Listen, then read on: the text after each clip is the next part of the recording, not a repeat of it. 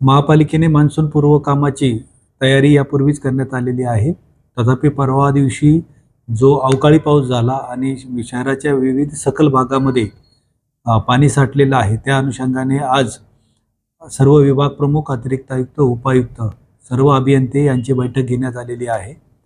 यापूर्वी त्यांना ज्याप्रमाणे सूचना दिलेल्या आहेत त्याप्रमाणे सखल भागातील पाणी लवकरात लवकर निचरा व्हावा, त्याचसोबत नाले साफसफाई प्रॉपर पद्धतीने व्हावी यासाठी सूचना दिलेल्या आहेत.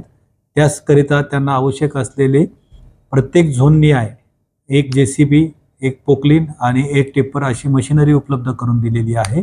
तसेच ज्या ठिकाणी मॅन्युअली नाले साफसफाई करणे आवश्यक आहे त्यासाठी प्रत्येक झोनला 20 जणांचं एक पथक कामासाठी दिलेलं आहे.